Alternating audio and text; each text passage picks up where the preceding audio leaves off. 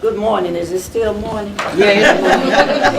It's kind of hard to tell when you're in the movement as to what time of day it is. I'm Marian Kramer, and I was elected about, I don't know how many years ago now. We ain't gonna tell, because she don't want to tell her age.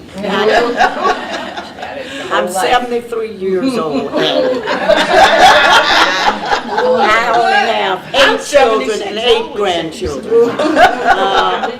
And I've been hanging with that young lady over there for a long time. This one, I've known this one for a while. But I'm happy to be here.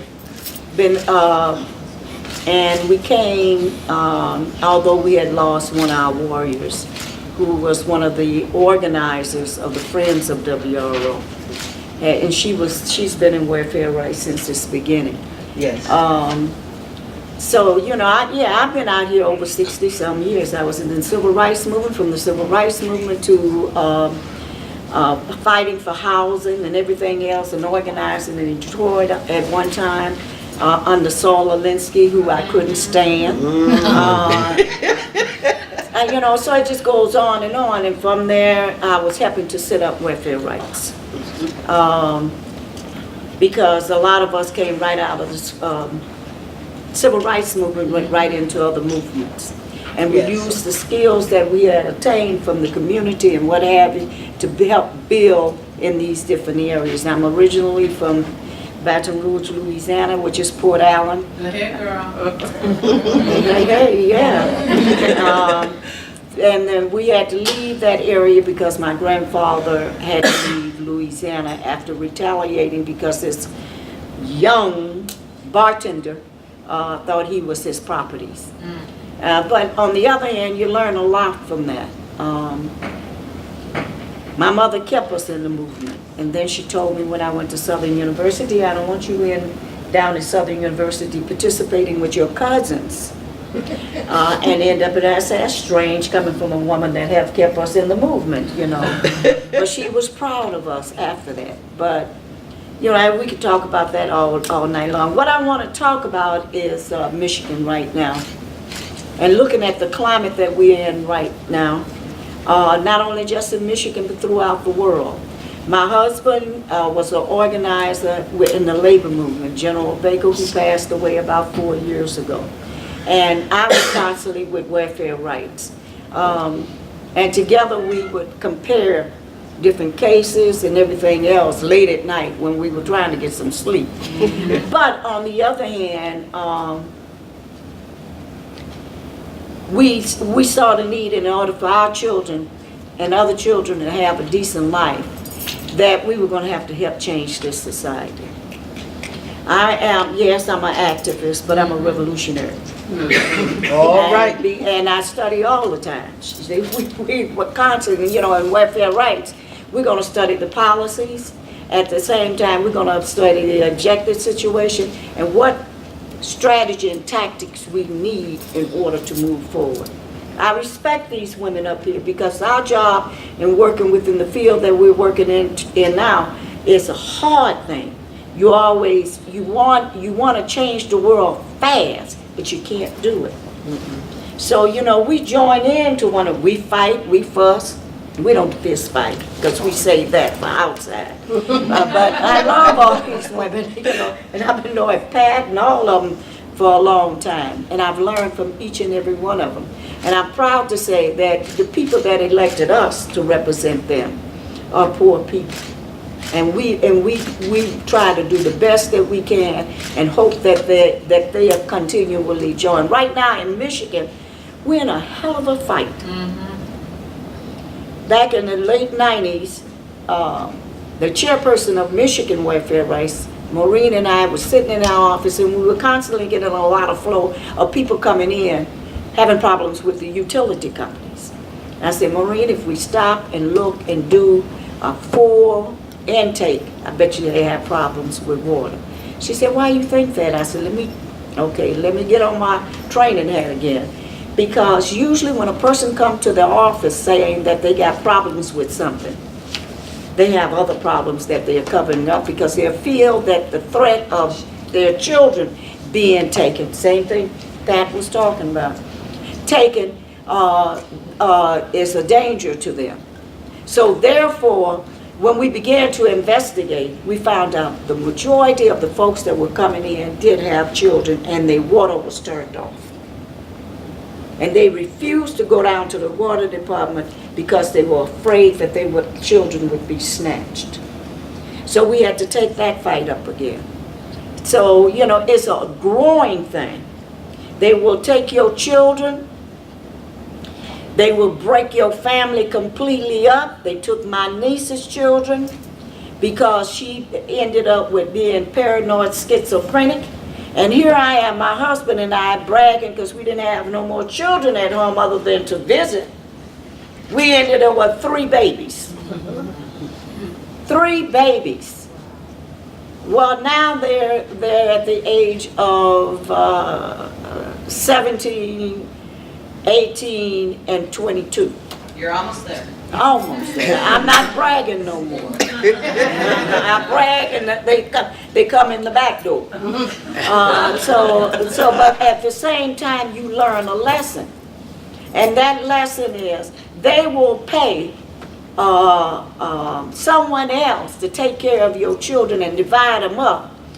The same funds that they should be given to the family. Yes. I want y'all to know this is a war. We have gone to jail over and over again to stop these damn trucks that are making $1 million, this company, a day, from turning off water in Detroit. And why? Because the corporation wants to privatize everything that's happening there now.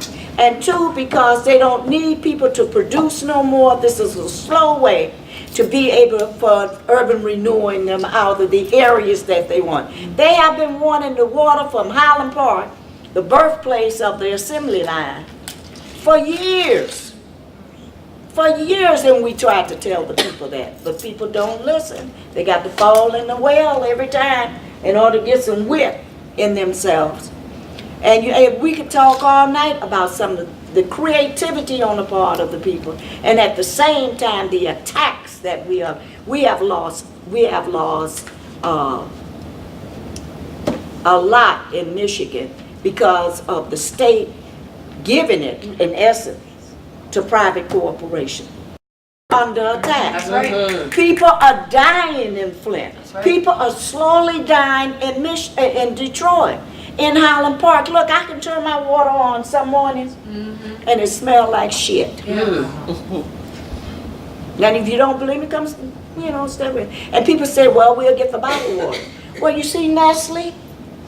Nestle is the one that helped the people in Macasco County, and they claimed they want to help them, and they ended up drying up their wells on an $87 license from the first woman in the state of Michigan that became the governor. That heifer is still out here somewhere. I hear you. And see, so I'm saying that when I want to tie this into somewhat of the women's movement. God damn it, you ain't got to tell us about the women's movement. We try to survive every day to make sure not only our children, but children around in the community, and when we don't give a damn what color they are, have a way to be able to live. That's what the women's movement is about. Not only that, the women need to constantly be in the forefront of the leadership of a lot of this stuff that's going on. That's right. It's going to be better than some of the men, although I love my men. But at the same time, I know who's the backbone of that damn household. So at the same time, when you have a women's movement, and we've been out there, and it ain't lying. In the National Welfare Rights Organization, our people met with not only the women that were here at one time, how many years ago? 40 years ago. I know Beulah and myself, along with a lot of women in New York, we picketed the Avon building. Where headquarters were, and they tried to talk us upstairs. We said, hell no. So we finally went upstairs, and they said, well, we'll give you tickets for folks to come. They don't know. We won't bring several people in on that one ticket or 2 tickets. And we fought that we were not going to support their delegations that they were talking about sending to China. And if we hadn't taken a position at that time, here's the UN telling us here's the delegation. Well, shit, we didn't know who those women were. And we we wasn't putting our confidence in them at the time. They were going to Mexico first and then to Beijing. Well, we ended up, sooner or later, going a lot of us to Beijing with the Afro-American women in the law. It was strange that we ended up with that, but you know, we have had to organize and fight all our damn lives to be able to have something positive for our children to not only look forward to, positive for our children understand this is your life that we are fighting for. And that knows no good, low life, the Clintons. The first time I sent that witch, Hillary, don't tell me nothing about that witch. Go ahead. The first time for our organization sent her an email about the welfare reform that that we facing still today, and told her, look, tell your husband that's why erasers are put on pencils.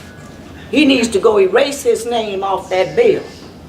She says, I said, because you're laying the foundation for genocide in the street. Because we had to read and study that thing. And we saw the flaw in that and that work there, and within that program we had been fighting it under Carter and all of them. Was nothing but today's modern day slavery. We work every day. That's why what they're talking about is key. Women need to be paid for raising these kids. It ain't easy to raise kids. It's hell sometimes. We need a paid vacation from our family. You know, we love our kids, but darn, you know. So I'm saying, you know, if women gonna stick together, well, damn it, the people that should be leading that movement, and I'm gonna say is the women that are. I'm not saying we, but I'm saying we represent those people that need to be leading that movement. Because you bring the bottom up, you bring everything else up. That's common sense. I'm not fighting for no damn breaking of the, what you call it? Glass ceiling. The glass ceiling. I don't want to treat people like these fools in D.C. do. I don't want Wall Street making profits at the expense of the people. Welfare rights, sit down, National Welfare Rights Union, after we had crossed, so sit down and we had an 8-point program. And that 8-point program is that health care should be universal health care for everybody. That lays the foundation for more jobs, that lays the foundation for more people to be able to have health care.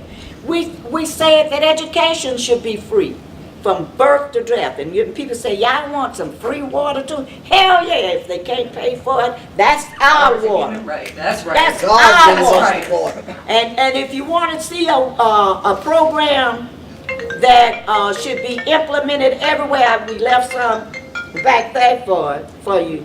This is the water affordability plan, a summary of it. You can get it out on our website. Show them what the website is. On our website, we have fought since the 90s to put this implemented in. Detroit City Council passed it, but the mayor did not implement it. Outright damn criminal what was going on. Philadelphia, because our thing is, it wasn't just written for us. We didn't do that, but we say, every state, this is our campaign. Go before your city council and see if they would, if you want us to train you how to talk this and walk the walk, we gladly do that.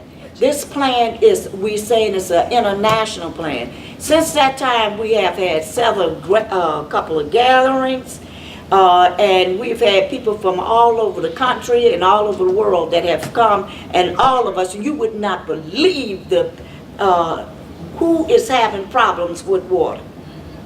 Because the news don't report that. We got to see is that fool that's in D.C. all the time. They don't report that.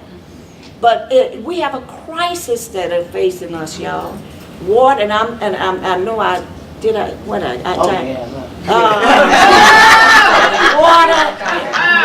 is. Ain't nobody actually. I have to live with that one. But I tell you, she can cook. We have to live. We have to fight for water. Or else we're not going to have no more water. And we have to fight for water that everybody has the right for. So we ask you, you got to be some leaders. If you came to this workshop, you're looking for a better way to go. Right. A better way to go. And it's in this time right now, we can set the stage to be able to start testing. And we ask you to also, and I'm through. We have joined in fact, he came to us on a lot of things because welfare rights was a part of that with King at one time around the elimination of poverty. Dr. Barber left the NAACP, thank God, and came over to us and joined in with us to build the second round of the Poor People's Campaign. We have gone to, I done forgot how many states, I can't keep up with it no more. 26. 26, okay, I can do it. 26 states, and every time we have almost grossed 1,000 people. We're asking you to find out about it, join it, because it's time to eliminate poverty. We went to Beijing, and what was in the paper at Beijing at that time? They were going to eliminate poverty in 6 years. Other countries have said they were going to eliminate, but not here, because poverty is a part of Wall Street and poverty is a profit for them. And at the same time, they don't need all of us to work no more. And I always tell folks, if you got factories in your neighborhood, go visit them and watch how at one time they brought in the robots to enhance our ability to work. Now we enhance the ability of the robot to work. My son do it every day. My granddaughter do it every day in the factory. They do parts they put up there to make sure that the robots understand what's picked up. They don't get what we got when we were in the factory. They don't even have a pension plan. And because they don't have a pension. And the unions, people say, why the unions are not good? God damn it, we got to kick their butts and make sure they are. Because they are surrounded by these corporations. And right now, if you take a house in Detroit, Highland Park, anyway, the state is now moving to make that a felony.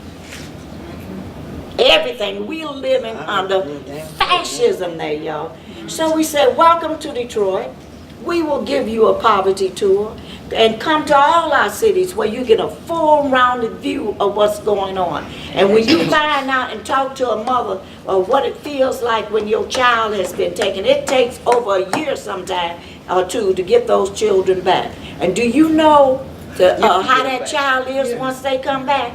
They've been ruined by the system. So we're asking you, join the movement. Understand that it's time. This is a new time, and if you want, we need new leaders. Thank you.